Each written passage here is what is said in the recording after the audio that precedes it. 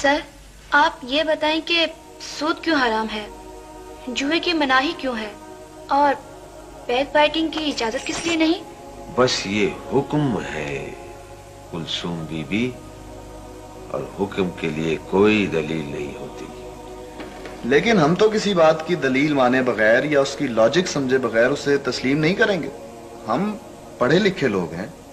دیکھو، کسی کمرے میں تمہارے جیسے علوم جدیدہ کے ماہر اور اس شہر کے بڑے بڑے دانشور جمع اور بڑی باریک فلسفوں میں گفتگو کر رہے ہیں، اور ایک انجینئر ہانپتے کانپتے آئے اور کہے اٹھو بھاگو بھاگو یہ بلڈنگ گر جاتی ہے، تو سب اٹھ کر بھاگ جاؤ گے اور تم میں سے کوئی بھی دلیل یا ریزن نہیں مانگے گا۔ لیکن سر یہ تو ٹھیک ہے، مگر اگر کوئی ڈاکٹر دوا تجویز کر دے تو بلا ہیرو حجت اسے استعمال کرنا شروع کر دے گا، کیونکہ وہ اس علم کا ماہر ہے، اس کے تقاضوں کو جانتا ہے۔ اور کوئی دین کا عالم کوئی بات بتائے تو 100 مسئلے نکالیں گے، 100 باریکیاں نکالیں گے، مسلسل اعتراض کرتے چلے جائیں گے۔ مولویوں کی بات کیسے مان لے سر؟ ان کے تو آپس کے اختلاف ہی ختم نہیں ہوتے، اب کس کی مانے اور کس کی نہ مانے۔ اتنی دیر میں یہی تو بات کر رہا تھا اور ہم پھر وہیں پہنچ گئے۔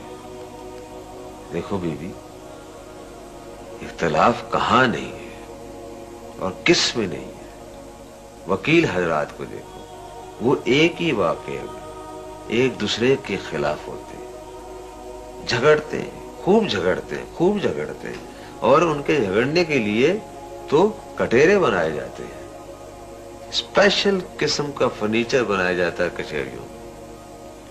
ہاں، تو میں کہہ رہا تھا کہ ڈاکٹروں میں بھی اختلافات ہوتے ہیں اور خوب ہوتے ہیں۔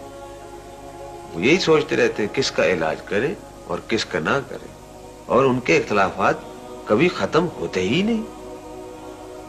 یہ تو ہم نے کبھی سوچا ہی نہیں تھا سر۔ لیکن سر اس کی وجہ کیا ہے کہ ان کا جھگڑا اور اختلاف ہمیں اختلاف نہیں لگتا، اور ان کا لگتا ہے جو بڑی شدت کے ساتھ؟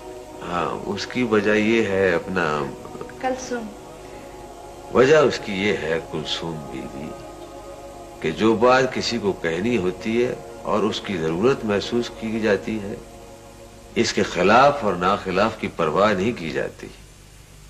دین کی چونکہ پرواہ نہیں اور اس کی قدر نہیں، اسی لیے ہیلے بہانے تلاش کیے جاتے ہیں۔ شاید اس کی وجہ یہ ہو سر کہ جان اور مال چونکہ زیادہ عزیز ہوتے ہیں اور لوگ ان کے…